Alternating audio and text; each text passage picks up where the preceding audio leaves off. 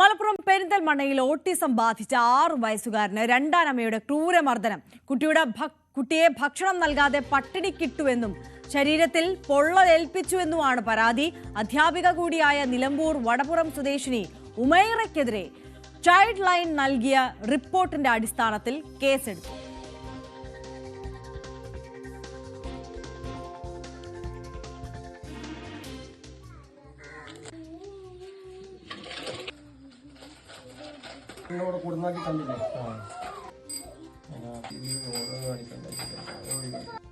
കുട്ടിയുടെ സ്കൂളിൽ ചെല്ലുമ്പോൾ കുട്ടിയുടെ ദേഹത്ത് പൊള്ളിയ പാടും മുറിവുകളും കണ്ടത് പ്രകാരം ഞങ്ങൾ ചൈൽഡിന് കംപ്ലൈൻറ്റ് കൊടുത്തു.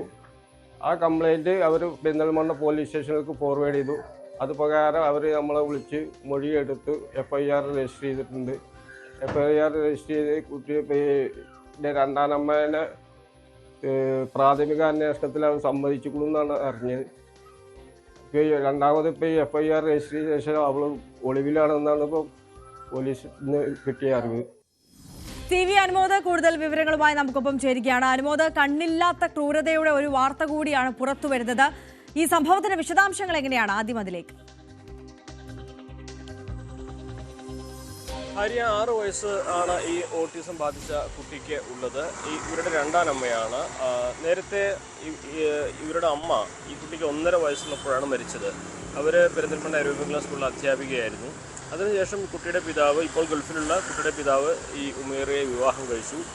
തുടർന്ന് അമ്മയുടെ ജോലി, അതായത് അമ്മ ജോലി ചെയ്യുന്ന അതേ സ്കൂളിലെ ജോലി ഇവർക്ക് ലഭിക്കാനുള്ള സാഹചര്യം ചെയ്യുകയും ചെയ്തു. അങ്ങനെ അവർ അവിടെ ആ ജോലിക്ക് പ്രവേശിക്കുകയും ചെയ്തു.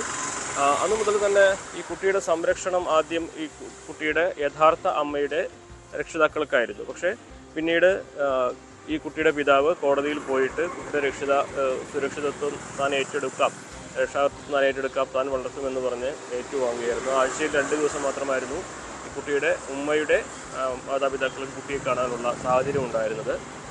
കുട്ടി അതിനിടെ ആണ് കഴിഞ്ഞ മാസം ജൂൺ 2-ാം തീയതി സ്കൂളിൽ പോയിട്ട് ഈ കുട്ടിയുടെ ഉമ്മയുടെ രക്ഷിതാക്കൾ കുട്ടിയെ കണ്ടപ്പോൾ കുട്ടിയുടെ ദേഹത്ത് മുറിവുകൾ കാണുന്നു, പരിക്കുകൾ കാണുന്നു.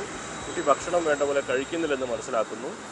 തുടർന്ന് ഇവർ നടത്തിയ അന്വേഷണത്തിൽ ഇവർ ആശുപത്രിയിൽ കൊണ്ടുപോയി കുട്ടിയെ പരിശോധിപ്പിക്കുകയും അങ്ങനെ നടത്തിയ അന്വേഷണത്തിലാണ് കുട്ടിക്ക് മർദ്ദനമേറ്റിരുന്നു, പപ്പടക്കോല് കൊണ്ട് പൊള്ളിച്ചിരുന്നു എന്നുള്ള കാര്യങ്ങളൊക്കെ വരുന്നത്. കുറച്ച് മാസങ്ങൾക്ക് മുമ്പുണ്ടായതാണ്, ഈ ജൂൺ മാസത്തിന് മുൻപുണ്ടായതാണ് ഈ കുട്ടിയുടെ ശരീരത്തിൽ ഏറ്റ മുറിവുകളുടെ അടയാളങ്ങളൊക്കെ. അതിനുശേഷം ചൈൽഡ് ലൈനിനാണ് ഇവർ പരാതി നൽകിയത്. ചൈൽഡ് ലൈൻ ഇത് സംബന്ധിച്ച റിപ്പോർട്ട് തയ്യാറാക്കി പോലീസിനെ അറിയിക്കുകയും പോലീസ് അതുപ്രകാരം ഇപ്പോൾ കേസെടുക്കുകയും ചെയ്തിട്ടുണ്ട്. ഈ ഒരു കേസിലെ പ്രതിയായിട്ടുള്ള അധ്യാപിക കൂടിയായിട്ടുള്ള ഉമേറ നിലവിൽ ഒളിവിലാണെന്നാണ് പോലീസ് പറയുന്നത്. ഇവർക്കുള്ള അന്വേഷണം ഊർജിതമാണ്.